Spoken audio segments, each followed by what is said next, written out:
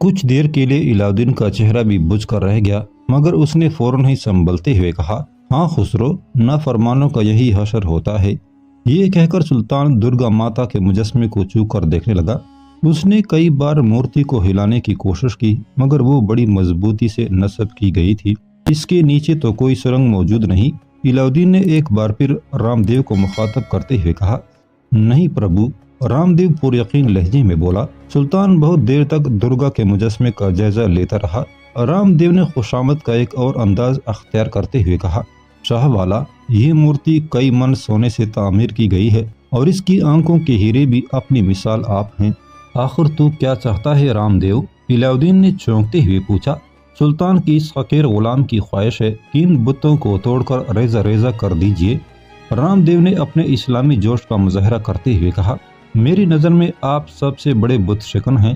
میرے علم نے مجھے یہ بھی بتایا تھا کہ چتوڑ کے صنم خانے آپ ہی کا انتظار کر رہے ہیں، اور جب شاہ والا کے قدم یہاں پڑیں گے تو ساری مورتیاں سجداریز ہو جائیں گی۔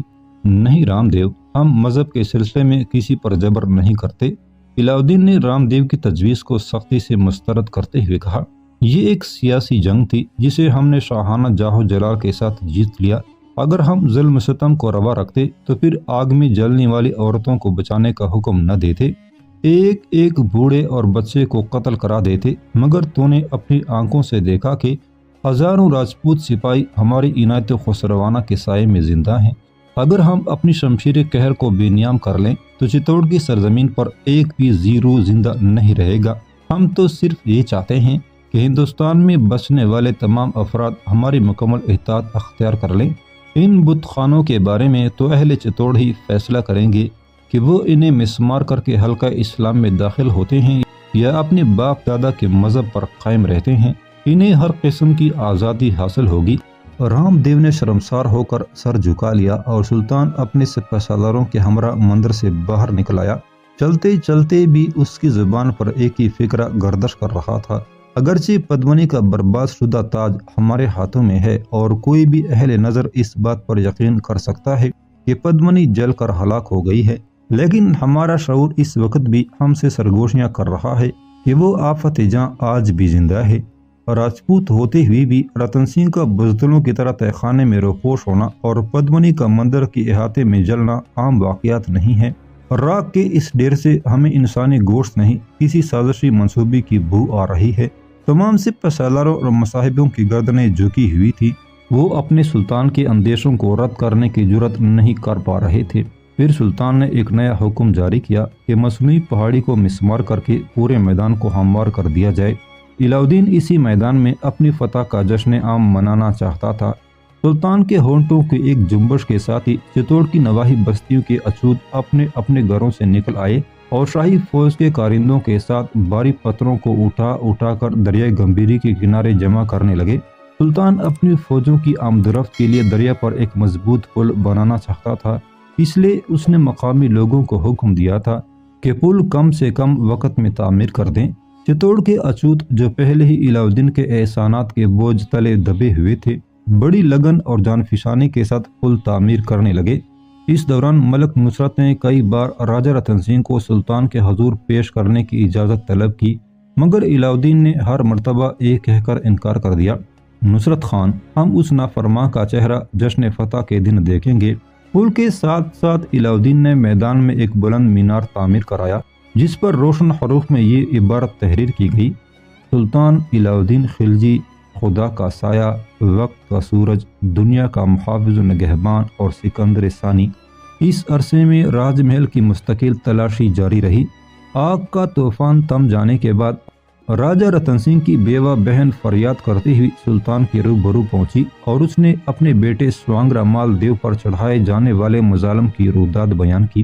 علاؤدین کے حکم پر سوانگرا مال دیو کو بھاری زنجیروں سے آزاد کر کے سلطان کے سامنے لایا گیا۔ پھر جب رتن سنگھ کی بہن نے یہ بتایا کہ سوانگرا پر محض اس لیے تشدد کیا گیا کہ وہ سلطان کی اقتدار کو تسلیم کرتا تھا، تو علاؤدین نے اس جوان سال راجپوت زادے کے تدبر اور فراست کی تعریف کرتے ہوئے کہا، ہم اپنے ماننے والوں کو کبھی مایوس نہیں کرتے سوانگرا، تو ذہین بھی ہے اور خوش نصیب بھی کہ ہماری آمد سے پہلے ہی ہمارے جاہ و جلال کے آگے جھک گیا۔ سونگرا مالدیو بزدل نہیں تھا، مگر جوش مردانگی میں عقل کو بھی ہاتھ سے جانے نہیں دیتا تھا۔ اس نے علاء الدین کے سامنے برملا اعتراف کرتے ہوئے کہا، میں نے اپنے ماموں کو مشورہ دیا تھا کہ سلطان سے آمادہ جنگ ہونے کے بجائے باوقار انداز میں صلح کی بات کی جائے۔ میں نے سمراٹ رتن سنگھ سے یہ بھی کہا تھا کہ دیوتاؤں نے ہندوستان کی حکمرانی کا فیصلہ سلطان کے حق میں کر دیا ہے۔ وہ اس علاقے کی سب سے بااثر شخصیت ہیں اور ان کی بڑھتی ہوئی طاقت کو شمشیروں کے ذریعے نہیں روکا جا سکتا۔ میں نے آخری حد تک انہیں سمجھانے کی کوشش کی تھی، مگر وہ مجھے بزدل اور نکما قرار دیتے رہے، یہاں تک کہ شہنشاہ کی حمایت کے سبب وہ ستم توڑے گئے کہ آج مجھ میں ان کے بیان کرنے کی بھی ہمت نہیں ہے۔ یہ کہہ کر سونگرا مالدیو نے سلطان کو اپنے جسم پر ان زخموں کے نشانات دکھائے جو رتن سنگھ کی درندگی کا ناقابل تردید ثبوت فراہم کر رہے تھے۔ راجپوت زادے کی اس بے پناہ جرأت نے علاء الدین کو بہت زیادہ متاثر کیا تھا۔ سونگرا، تو نے جو زخم ہمارے لیے کھائے ہیں، ہم انہیں اپنی نوازش و کرم سے اس طرح دھو دیں گے کہ ان سے مشک و گلاب کی خوشبو آنے لگے گی۔ اس کے بعد علاء الدین نے سونگرا مالدیو سنگھ کو مصائبوں کے حلقے میں شامل کر لیا۔ راج محل کی تلاشی کے دوران رانی پدمنی اور رتن سنگھ کے کمروں سے بے شمار قیمتی نوادرات سپاہیوں کے ہاتھ لگے، مگر ابھی تک چتوڑ کے خزانے کا کوئی سراغ نہیں ملا تھا۔ علاء الدین نے نصرت خان کو حکم دیتے ہوئے کہا، ملک، تم رتن سنگھ سے پوچھو کہ اس نے اپنا خزانہ کہاں چھپایا ہے۔ اگر وہ بتانے سے انکار کرے تو تم خوب جانتے ہو کہ اس کے ساتھ کیا سلوک کرنا ہے۔ رتن سنگھ نے سر جھکا دینے ہی میں اپنی عافیت سمجھی اور اس نے خفیہ تہ خانے کا پتہ بتا دیا جہاں چتوڑ کے سابقہ حکمرانوں کی دولت کے انبار جمع تھے۔ ہندو بنیادی طور پر ایک زبردست قوم ہے اور اپنی اسی سرمایہ پرستی کا جواز پیدا کرنے کے لیے اس نے لکشمی نام کی دیوی کو تراشا تاکہ دولت کی ذخیرہ اندوزی کو عبادت کا درجہ دیا جا سکے۔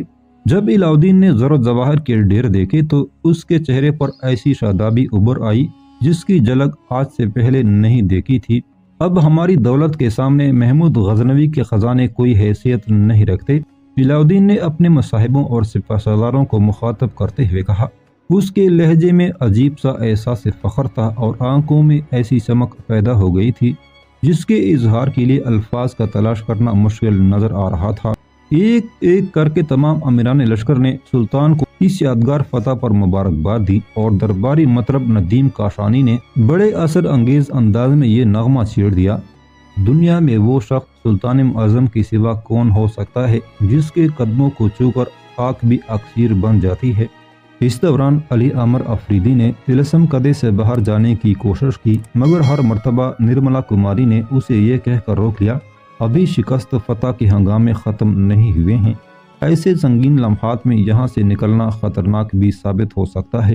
آگ تو بجھ چکی ہے اور دھواں فضاؤں میں تحلیل ہو گیا، پھر یہاں سے جانے میں کیا قباحت ہے؟ افریدی نے جھنجھلا کر کہا، یقیناً راج محل کی آگ بجھ چکی ہے، مگر نفرتوں کی آگ بھڑک رہی ہوگی۔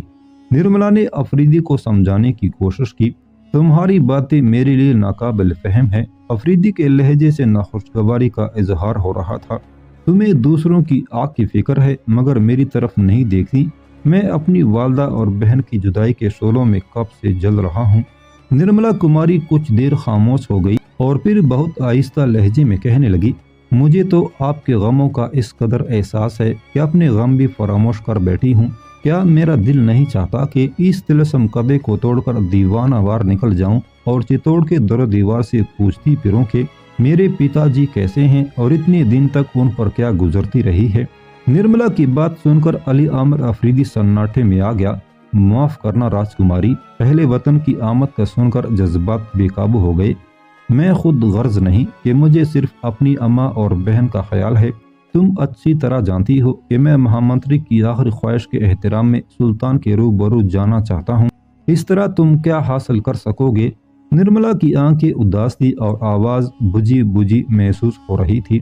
میں سلطان سے اہل چتوڑ کے لیے امان طلب کروں گا، افریدی نے بے قرار ہو کر کہا۔ کیا سلطان نے تمہارے مشورے سے چتوڑ پر فوجکشی کی ہے؟ نرملا نے ایک عجیب سا سوال کر ڈالا تھا۔ افریدی پریشان سا نظر آنے لگا اور پھر ایک طویل وقفہ سکوت کے بعد اس کے ہونٹوں کو جنبش ہوئی۔ میں سلطنت خلجی کا ایک عام سردار ہوں اور مجھ سے زیادہ مرتبہ رکھنے والے لوگ دربار شاہی میں موجود ہیں۔ اگر آپ سلطان کے مقرب خاص ہوتے تب بھی اس کی فطرت اور مزاج پر اثر انداز نہیں ہو سکتے تھے۔ نرملا کسی سیاستدان کے لہجے میں بات کر رہی تھی۔ شاہوں کا اپنا مزاج ہوتا ہے، وہ جسے چاہتے ہیں امان بخش دیتے ہیں اور جسے چاہتے ہیں قبر میں سلا دیتے ہیں۔ ان کا ہر کام سیاسی ضروریات کے مطابق ہوتا ہے۔ میرے پتا جی ایک وطن دوست انسان ہے اور انہیں اپنی قوم سے بے پناہ محبت ہے۔ انہی جذبات سے مضطرب ہو کر انہوں نے کہہ دیا ہوگا کہ آپ سلطان سے اہل چتوڑ کے لیے رعایت طلب کریں، مگر حقیقت یہ ہے کہ اس قسم کی رعایتیں درخواست سے نہیں، شاہ کی مرضی سے ملتی ہیں۔ چتوڑ کی قسمت کا فیصلہ مہامنتری وکرم سنگھ اور سردار علی عامر افریدی کی التجاؤں کے زیر اثر نہیں ہوگا۔ اب اس کا انحصار علاء الدین خلجی کی سوچ پر ہے کہ وہ غلاموں اور محکوموں کے ساتھ کیا سلوک کرتا ہے۔ علی عامر افریدی حیرت سے نرملا کماری کی طرف دیکھنے لگا۔ اس کے وہم و گمان میں بھی نہیں تھا کہ منتری بون کی پرآسائش فضا میں پرورش پانے والی ایک نوخیز دوشیزہ زندگی کے اس قدر تلخ حقائق کا بھی علم رکھتی ہوگی۔ تم ٹھیک کہتی ہو نرملا، مگر اس کے ساتھ ہی میں اپنی والدہ اور بہن کی خیریت بھی دریافت کرنا چاہتا ہوں۔ ان کی خیریت کس سے معلوم کریں گے؟ نرملا نے ایک اور سوال کرتے ہوئے کہا۔ افریدی اس سوال کا کوئی جواب نہ دے سکا۔ کیا ان لوگوں کو ہانسی روانہ کرنے سے پہلے آپ نے سلطان کو مطلع کیا تھا؟ نرملا نے افریدی کو خاموش دے کر پوچھا۔ میں یہ راز کسی دوسرے شخص پر کس طرح فاش کر سکتا تھا؟ افریدی نے گھبرائے ہوئے لہجے میں کہا۔ جب ان کی روانگی ایک راز ہے تو پھر کون بتائے گا کہ وہ کس حال میں ہیں؟ نرملا مسلسل سوال کر رہی تھی۔ کیا آپ خود اس راز سے پردہ ہٹانا چاہتے ہیں کہ ملک کافور کے خوف سے آپ نے اپنی بہن اور والدہ کو دہلی سے ہانسی منتقل کر دیا ہے؟ افریدی حیرت زدہ نگاہوں سے نرملا کی طرف دیکھنے لگا۔ سردار، بہتر یہی ہے کہ آپ کچھ دن اور صبر و ضبط سے کام لیں، نرملا نے مشورہ دیتے ہوئے کہا۔ اگر آپ نے اس معاملے میں ایک بار بھی اپنی زبان کو جنبش دی تو بڑے مسائل پیدا ہو جائیں گے۔ اس طوفان کو خاموشی سے گزر جانے دیجیے۔ میرا اندازہ ہے کہ آپ اس قدر جان نثاری کے باوجود سلطان سے دور ہیں اور آپ کے دشمن قریب تر۔ افریدی کی اداسیوں میں اضافہ ہو گیا، مگر وہ اس بات سے خوش تھا کہ اسے زندگی کے خارزار میں ایک ایسے رفیق کی قربت حاصل تھی جو ہوش مند بھی تھا اور وفادار بھی۔ چتوڑ کے ہر گوشے پر مکمل غلبہ حاصل کر لینے کے بعد علاء الدین نے جشن عام کی تقریب منعقد کرنے کا حکم دیا۔ چتوڑ کی نواحی بستیوں میں منادی کرا دی گئی کہ بیماروں کے علاوہ مقامی آبادی کا ایک ایک باشندہ اس تقریب میں شرکت کے لیے پابند ہے۔ اعلان شاہی سنتے ہی دور دراز کی اچھوت بھی قلعے کے اس میدان میں جمع ہو گئے تھے جسے نئے نئے زاویوں سے آراستہ کیا گیا تھا۔ پھر تاریخ ہند کا وہ عجیب لمحہ آ پہنچا جب راجپوت سرداروں کو زنجیروں میں جکڑ کر سلطان علاء الدین خلجی کے سامنے لایا جا رہا تھا۔ راجہ رتن سنگھ آزاد تھا، مگر اس طرح کے سلطان کے سپاہی اس پر اپنی تلواروں کا سایہ کیے ہوئے تھے اور چتوڑ کے حکمراں کا پورا جسم شرم و ندامت کے پسینے میں ڈوبا ہوا تھا۔